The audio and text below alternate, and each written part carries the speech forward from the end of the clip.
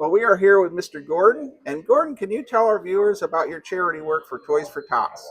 Well, it's funny how it started off last year, actually, at Historicon, speaking with Rusty Miller, and he was looking for different ways to promote the Toys for Tots charity fundraiser for the kids. So we looked at the game that were running, our epic, I guess, chariot race, featuring Roman Circus 3 rules. And we said, we can figure out a way here that we can monetize this to raise money, to do something different, because they've been doing the raffles and the giveaways and stuff like that for years. So last year was a complete success. We had a goal of $2,000. We raised over $3,000. So that's not a bad achievement. So we said, you know what, it'd be nice if another group could kind of take it over, but we didn't have that happen. So we said, we're going to turn this into uh, a memorial event for Danny Morosky, who was the convention director here at Follow, was a key member building this convention. So now it's dedicated to Danny Morosky. It's our second annual Toys for Tots charity race.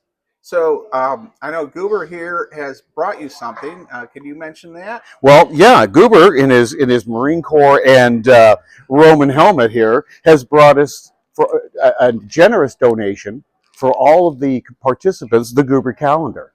We try to give value added to everything that we do for this, because you're asking people to step up and spend $100 to enter.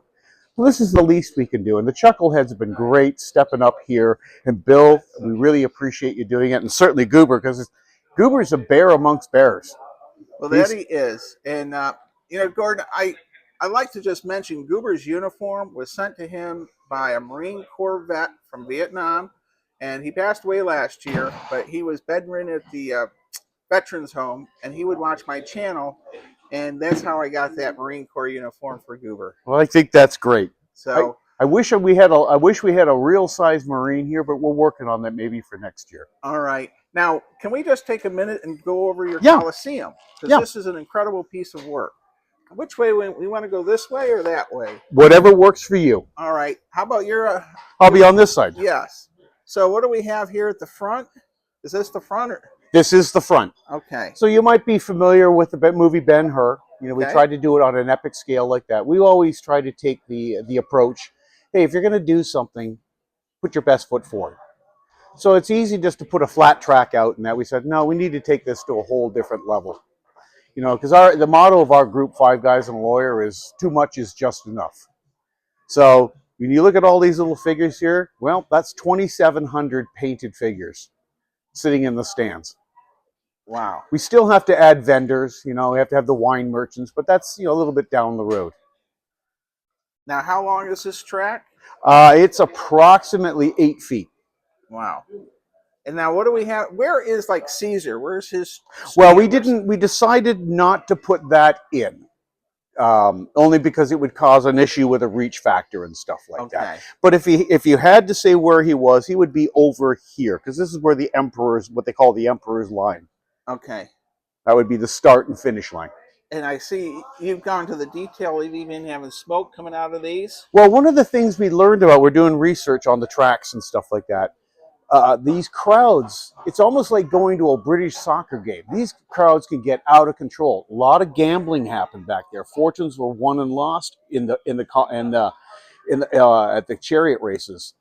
These crowds would get very rowdy. So they, oddly enough, they would put opiates in the pots and burn them to kind of calm the crowds down and keep them under control. Wow. Yeah. So. All right. That's amazing. And how long do you guys think? How many hours did it take to put this together? Just unlimited? Well, when we started, it was probably 3 weeks of, just dedicated work on it. You look at the little people and say, "My God, that's a lot of stuff to paint." Well, you get a system going. Okay. And they're passengers from model railroading. All right. So a little piece of putty between the legs turns that into a toga, and you just sit there and you paint. The actual building of the track didn't take that long. It was the figures. Amazing. And I see it. You have handles here. Yep. So just to make your life easier picking them up. it's really easy just to pick up, and we're gonna just swing around to get our viewers to see just how awesome this looks from the far end. Incredible work. And before we close out, is there anything else you'd like to say?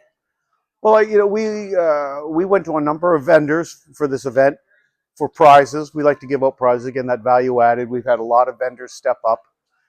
I want to show you one thing, Bill.